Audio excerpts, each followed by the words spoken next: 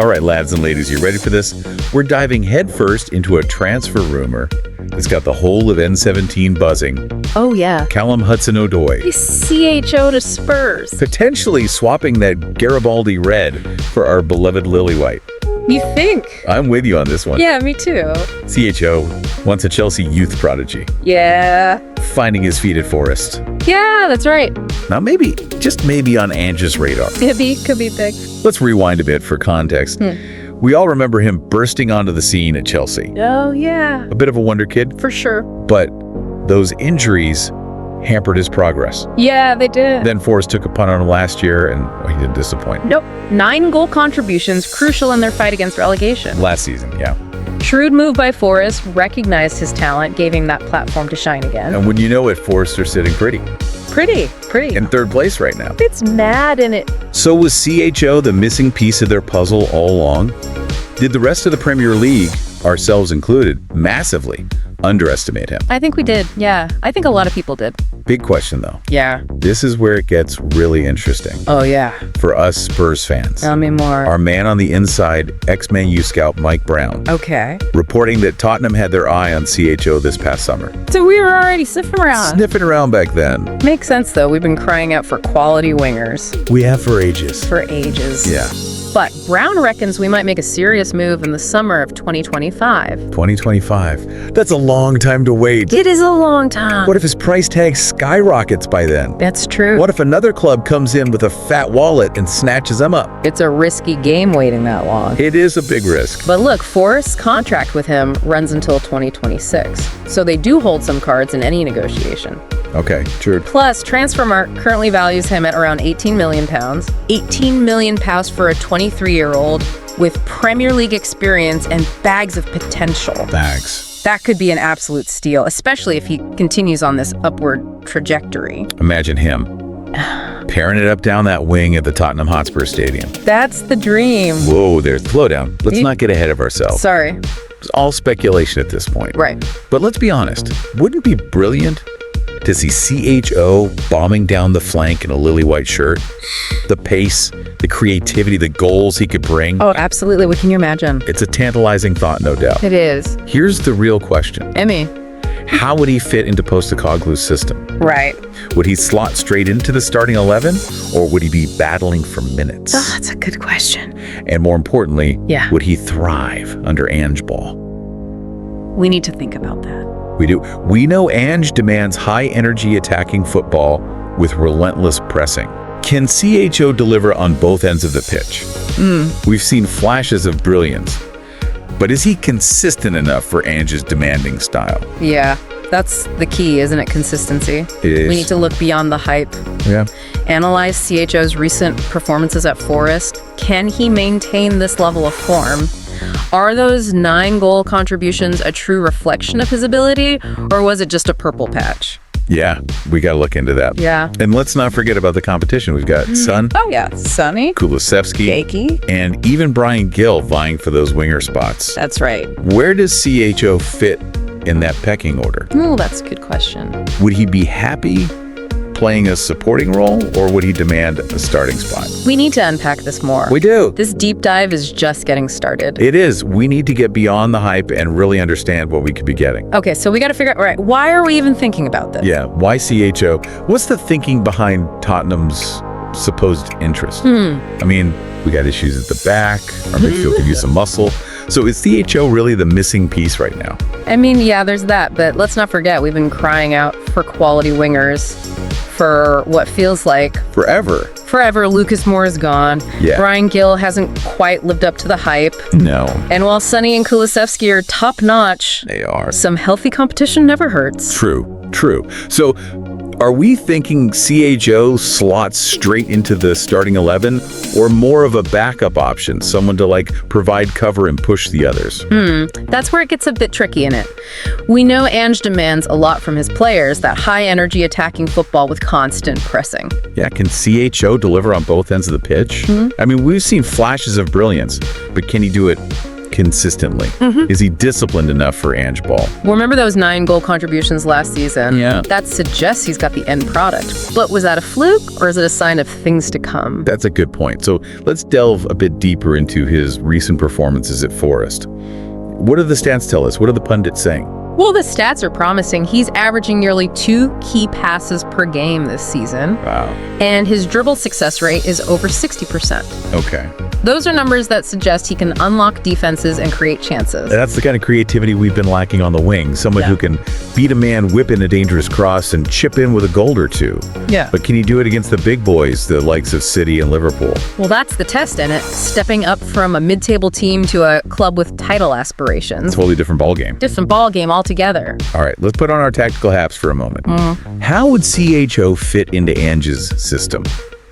We know Ange loves inverted wingers, players who can cut inside and create havoc. Is that CHO's natural game? Well, he's predominantly right-footed, Okay. but he's played on both wings for Forest and even had stints as a number 10, so he's got the versatility to adapt. Yeah. Whether he can thrive as an inverted winger in Ange's system remains to be seen. I mean, we've seen Son flourish in that role, cutting in on his right foot and unleashing those thunderbolts. Can CHO replicate that kind of threat? He's certainly got the pace and the trickery to cause problems. Yeah. And let's not forget, he's still only 23. Young lad. He's got time to develop and refine his game under a manager like Ange, who's known for improving young players. Yeah, but we can't ignore the competition. Sonny's a club legend. Kulusevski's got bags of potential, and even Brian Gill is showing signs of promise. So where does CHO fit into that pecking order? That's a headache for Ange, but a good one to have. It is Healthy competition for places brings out the best in everyone. true. But would CHO be content playing a bit part role, or would he demand a starting spot? And would he be a good fit in the dressing room? We know Ange is building a tight-knit squad, a group of grafters who buy into his philosophy. Would CHO's arrival disrupt that harmony? That's something we can't really measure, can we? It's all about personalities and how they mesh, but it's definitely something to consider. Okay, let's shift gears a bit and talk about the elephant in the room. Oh, yeah. The money. The money. Is 18 million pounds a fair price for CHO? Considering his age, his potential, and this inflated transfer market, Oh, that's crazy. it doesn't seem outrageous, but would Forest even entertain that offer, especially given their current position in the league? I mean, they're flying high, They are? and CHO is a key part of their success. Would they be willing to sell their prized asset mid-season, especially to a potential rival? I doubt it, unless we slap a ridiculous offer on the table. I Yeah. think they'll hold on to him until the summer at least. Okay, so that gives us more time to assess his performances. Exactly. To see if he can maintain this level of form and justify that kind of investment. Patience is key. It is. But let's be honest, it's hard not to get a little bit excited about the prospect of CHO tearing it up in a lily white shirt. The pace, the skills, the goals. I know. Tantalizing thought. It is, but let's not get ahead of ourselves. No. There's a long way to go in this transfer saga, and we've got plenty more to unpack. Absolutely. Next up, we need to talk about the alternatives. If CHO isn't the answer, who else could we be targeting? Oh, now you're talking. Let's get that rumor mill churning. So we've talked about the pros and cons, right? We've gone over CHO's performances and even dipped our toes into those transfer fees. Oh, yeah, we did. But let's be real, this all comes down to one question. Is he actually the right fit for Tottenham? Yeah, that's the big one, isn't it? We can talk about his pace and his skills all day long, but if he doesn't fit in with Ange ball, It's a no-go. yeah. It's a non-starter. Like, remember what happened with an Ndombele? Oh. Bags of talent, Oh, yeah, for sure. but just couldn't adapt to the Premier League. Or the manager. Or the manager's demands. Yeah. We can't afford another expensive flop. No. We need someone hungry, someone who's willing to put in the work. You know what I mean? Someone who buys into Ange's vision, that high-intensity attacking football. Yeah, so can CHO tick those boxes? I mean, based on what we've seen at Forest, he's clearly enjoying his football. He's playing with confidence, and he's contributing to a team that's exceeding expectations. Yeah. So that suggests he's in a good place mentally and physically. Yeah, but can he handle the pressure cooker of playing for a club like Tottenham with our fans, you know, how demanding they can be, Oh, no. and our history of, you know, Near misses. near misses, let's just say that. Let's just say that, yeah. Can he thrive in a system where he might not be the main man, where he'll have to fight for his place? It's a gamble for sure. I mean, he's a young lad still finding his feet in the Premier League. A move to Spurs. could either make or break him. And don't forget the other lads vying for those winger spots. Sonny's a club legend. Kulusevski's got potential. Even Brian Gill is showing glimpses of what he can do. Yeah, so where does CHO fit into all of that? It's a good problem for Ange to have, but a problem nonetheless. He's building a strong squad, a team with a clear identity. We can't mess with that harmony for a player who might not fit the mold. I agree. We need to be smart about this. If CHO is going to be a success at Spurs, it's got to be more than just his talent. It's about mentality, work ethic, and tactical adaptability. You got it. So what about the alternatives then? If CHO isn't the right fit, who else is out there? We need to look at every option before we commit to someone who might not be the answer. Well, I've heard whispers about a certain Ukrainian winger, Mikhailo Mudryk, Oh, yeah. tearing it up at Shakhtar Donetsk pace, trickery, wicked left foot. Sounds familiar, doesn't it? He's been on our radar for a while now, He has. but I heard Arsenal are sniffing around him too. Oh, no. Never a good sign, is it? Not at all. And then there's that Dutch flyer, Noah Lang, Oh, yeah, at Club Brugge. another one with bags of potential, and he's got that Champions League experience. Yeah, but isn't he a bit of a hothead? We don't need another diva in the dressing room. Yeah, true. It's all about finding that balance. Yeah. You know, the right player, someone who's talented and hungry and fits into Ange's system. Absolutely, and let's not forget the financial side of things. We can't be splashing the cash for the sake of it. We got to be strategic with our spending, especially with the new stadium and all that. Exactly. We need to be smart with our money. No more panic buys or inflated fees. Right, so where does that leave us with CHO then? Are we ruling him out? Not necessarily. He's clearly a talented lad with loads of potential, but we need to be careful, do our research, and make sure he's the right fit for Tottenham on and off the pitch.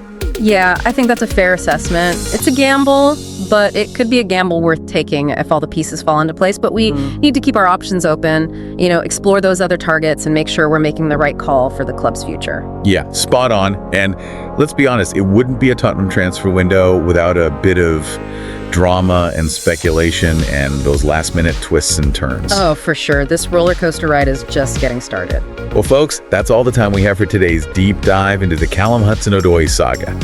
We've gone through the rumors, analyzed the possibilities, and weighed up the risks and the rewards. Yeah, but at the end of the day, the decision rests with those at the top. Will they take the plunge and make a move for CHO? Only time will tell. One thing's for sure, though, we'll be right here breaking down every rumor, every twist and turn in this transfer saga. Yeah. So stay tuned, keep those COIS flags flying high, and let's see what the future holds for our beloved Spurs back.